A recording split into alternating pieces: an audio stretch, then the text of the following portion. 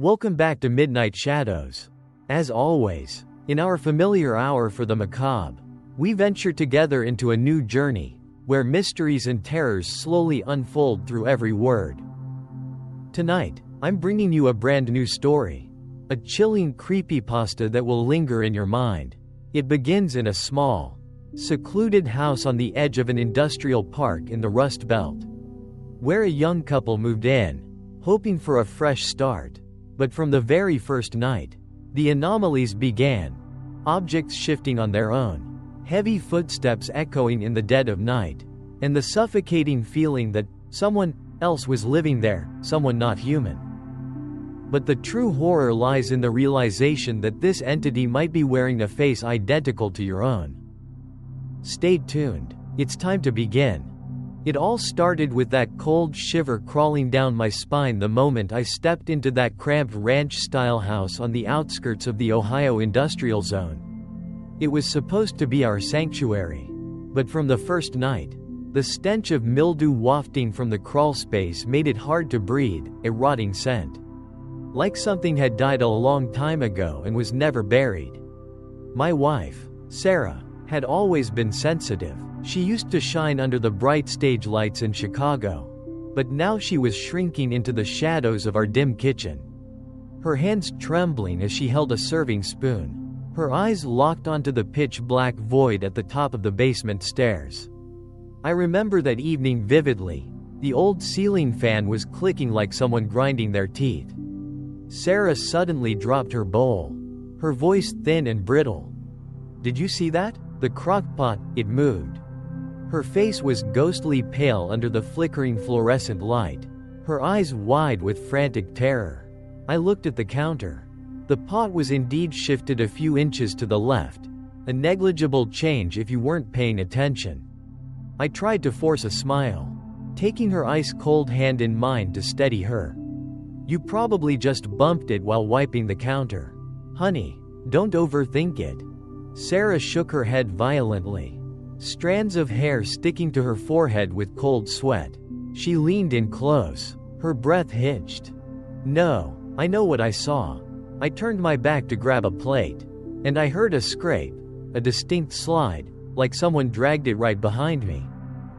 I sighed, blaming the cluttered attic full of the previous owner's junk for her paranoia. That night, the house was so silent I could hear the distant, low hum of the machinery from the factory down the road, a heavy, rhythmic thrum like the heartbeat of some giant beast. But then, through the stillness, a different sound made my heart nearly stop. Footsteps, faint, but deliberate. Thud, thud, thud, the sound of bare feet on the cold hardwood floor. I held my breath, lying still in the darkness, feeling a draft of freezing air move from the hallway into our bedroom. The door didn't creak open, yet I could feel a dark presence standing right at the head of the bed. Its breath was raspy, carrying the smell of damp earth after a storm and the metallic tang of rusted iron. Beside me, Sarah tensed up. She was awake but too terrified to open her eyes. A trembling whisper escaping her throat. "It's standing right there. Mark, it's watching us." I summoned every ounce of courage to flick on the bedside lamp. Yellow light flooded the room, but it was empty. Only the steady hum of the floor fan filled the silence. However, there on the hardwood floor, right by the edge of the bed, was a faint, watery footprint. It had no toes, it was just a rounded, grayish mass of flesh that was slowly drying into the wood. The next morning, things took a turn for the worse. I found Sarah's wedding ring tucked inside my jacket pocket, even though I distinctly remembered her placing it on the vanity the night before. I picked it up, and the metal felt deathly cold, as if it had just been pulled from the deep freeze. When I handed it back to her, Sarah looked at me with the eyes of a stranger, filled with suspicion and raw-hued fear. "Why do you have that?" she whispered, backing away, clutching her chest. Where did you go last night?" Her face was contorted with terror. I stood there, bewildered, my voice caught in my throat. "I swear, Sarah, I don't know. I just found it in my pocket when I woke up." She didn't say another word. She just stared fixedly at the basement door, where the shadows seemed to be thickening into a solid, suffocating mass. Over the next few days, I started experiencing terrifying gaps in my memory. I'd find myself standing in the middle of the backyard at midnight, clutching a utility knife, only to wake up, shivering on the sofa a moment later. The breaking point came on Saturday night. I came home from work to find the front door wide open. Sarah was gone. The slow cooker was still bubbling on the counter, emitting a foul, metallic stench. When I lifted the lid, I didn't find dinner. Instead, a mass of long, black hair was coiled tightly together, matted with a rotting fluid. On the bathroom mirror, someone had smeared a dark, crimson message. "I'm almost done." I searched the house like a madman, from the closets to the crawl space, but there was no sign of my wife. Finally, I forced myself up the rickety stairs to the attic, the one place we always avoided. What I found there was a nightmare. Old photos of Sarah were pinned all over the wooden beams, but her face in every picture had been clawed away. In its place, my own face had been crudely taped on. From the darkest corner of the eaves, a low, wet chuckle vibrated through the floorboards. A voice spoke. It sounded exactly like mine, but distorted, heavy, and wrong. "You looking for her? She's gone. Now it's just you and me." I spun around, but the corner was empty. Then, I saw my dashcam lying on the floor. I must have dropped it the night before. The red recording light was blinking. With trembling hands, I pulled up the footage from 3 a.m. In the grainy, night vision gray, I saw myself crawling out from under the bed. But the movement wasn't human. The figure twisted its limbs, its bones popping and snapping like dry kindling.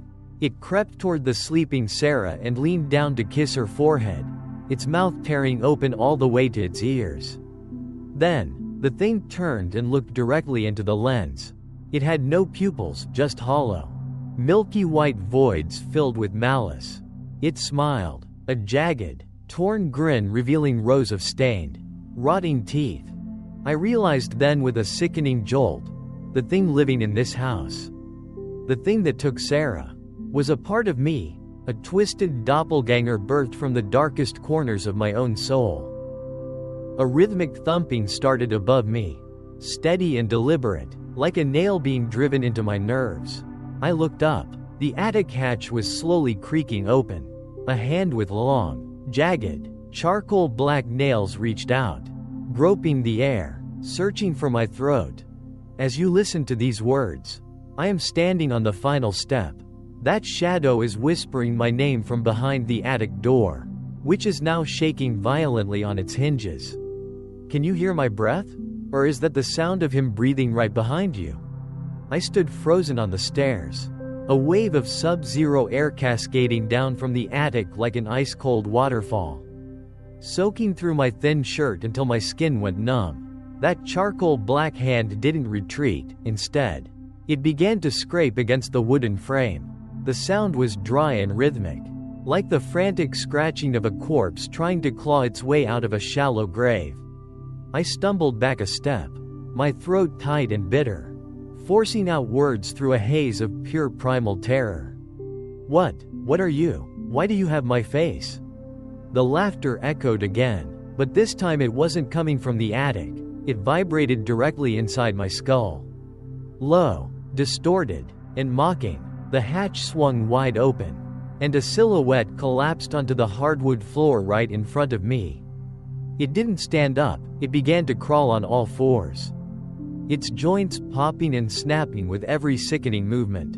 When it finally tilted its head up under the flickering hall light, my heart nearly shattered. It was me, but the skin was a bruised, waterlogged gray, and the eyes, there were no pupils, just two infinite, obsidian voids staring into the deepest parts of my soul. "I am you," it rasped. "I am everything you've tried to bury in the dark for all these years." It lurched toward me, its gait crooked like a scarecrow with a broken neck. Trembling, I grabbed a heavy flashlight from the side table and aimed the beam directly at its face. The harsh light revealed a jagged, angry welt running across its throat, a scar I've carried since a car accident when I was 10. The thing raised a skeletal hand to caress its own neck, its voice dripping with hunger. Sarah didn't just leave. She's in a place you can never reach, unless you take my place. I let out a guttural scream and lunged at it, but my arms passed through nothing but a freezing mist. It vanished, then instantly reappeared right behind me, its breath reeking of rot as it exhaled against the nape of my neck. "Mark, are you looking for me?" Sarah's voice drifted from the shadows of the kitchen. I spun around and saw her silhouette standing there, perfectly still, but her head was tilted at an impossible, unnatural angle, and her lips were curled into a stiff, waxen smile. I moved to run toward her, but then I saw it. Her feet weren't touching the floor. "Don't go near her, Mark, that's not her," I screamed at myself, or perhaps it was the last shred of my intuition howling in warning. The doppelgänger materialized beside her, using its blackened hand to tenderly stroke her hair. It looked at me, its mouth tearing open all the way to its ears, exposing rows of jagged, yellowed teeth. "It's time, Mark, you've lived my life long enough." It stepped forward, and with every stride it took, a white-hot agony flared through my body, as if 1,000 needles were piercing my nerves. My vision began to blur, and to my horror, I saw my own hands turning a withered, necrotic gray. I was fading, dissolving into smoke, while it was becoming solid, vibrant, and more real than I had ever been. I tried to scream for help, but the only sound that escaped was a wet, broken wheeze. On the kitchen counter, the slow cooker suddenly lurched, a sharp, metallic screech, and crashed onto the floor, shattering into 1,000 pieces. In one of the jagged shards of ceramic, I saw my reflection, a deformed creature being sucked backward toward the attic hatch. While the man standing in the middle of the room, wearing my favorite sweater, smiled gently into the void. The attic door slammed shut, locking me into eternal darkness. From below, I could hear myself whistling a soft, familiar tune, the one Sarah always loved. "Are you absolutely sure the person sitting next to you right now is the person you think they are?" I lay convulsing on the wooden floor of the attic, the darkness here so thick and frigid that I felt as if I were being buried alive in a tomb suspended in midair. Down below, through the narrow cracks between the floorboards, I watched him, that grotesque double of mine, strolling casually through the house. He held my phone, his fingers sliding across the screen with practiced ease. Then, he pressed it to his ear, his voice emerging warm and unnervingly calm. "Hey, Mom, yeah, Sarah and I are doing great. We're planning to drive down to see you next month. Take care of yourself, okay?" I screamed, slamming my fists against the floorboards with every ounce of strength I had left, praying she would hear something, anything, wrong over the line. But my hands were as light as air now, not a single sound escaped. Below, the thing flicked its eyes toward the ceiling, a knowing smirk spreading across the face I used to see in the mirror every morning. He hung up and walked toward the bathroom, where the dark crimson stains from before had completely vanished, replaced by the scent of my favorite cologne. In a fit of desperation, I crawled toward the furthest corner of the crawlspace, where stacks of old cardboard boxes were piled high. A pungent, metallic stench hit me, not the smell of a dead rat, but the unmistakable scent of rotting flesh. Shaking, I shoved aside some old tarps and found her. Sarah. She lay there, cocooned in a translucent, slimy webbing like a spider's nest. Her eyes were wide, staring into nothing, the light long gone from her pupils. I sobbed, reaching out to touch her cheek, but my gray, withered hand merely drifted through her like smoke. "Sarah, I'm so sorry. I was too late." Suddenly, Sarah's lips twitched. A sound no louder than a faint hum vibrated through her blood-stained teeth. Don't look, behind you." I froze, From the deepest shadows of the attic, another pair of milky white eyes emerged. There wasn't just one double. This house, this attic, it was a nest. A breeding ground for nameless entities waiting to replace every soul that stepped inside. The dark shape lurched toward me. Faceless, a mass of shifting, wet tissue beginning to take form. To my horror, it was sprouting the exact features of Sarah. The sound of footsteps echoed from downstairs again. But this time, there were two of them. I peered through the cracks and saw my double holding the hand of a woman who had just stepped out from the kitchen shadows. They looked at each other tenderly. Then both tilted their heads up toward the attic where I was trapped. "It's getting a bit noisy up there, don't you think, honey?" the thing imitating Sarah asked. Her voice crystal clear but cold as a blade. "Maybe we should head up and clear out the clutter once and for all?" My double nodded. He walked to the base of the stairs, carrying a red jerrycan of gasoline I usually kept in the garage. The wood groaned under their weight, each step a hammer blow against my chest. They didn't just want my life, they wanted to incinerate every trace of the original. Fire erupted from the hatch, the orange glow illuminating the faces of the two monsters standing there. They looked at me with the same disgust one might show a common insect. "Goodbye, Mark. You've served your purpose." The flames began to lick the rotting floorboards, and thick black smoke swallowed both me and Sarah's body. In my final moments, I watched them turn away, walking hand in hand out the front door toward the flickering streetlights of the Ohio suburbs, leaving behind only the silent scream of the forgotten. Have you ever wondered why you sometimes find yourself doing things you have absolutely no memory of? Or is it possible that someone else is just practicing for the day they finally take your place? The searing heat surged, incinerating the last fragments of hope within me.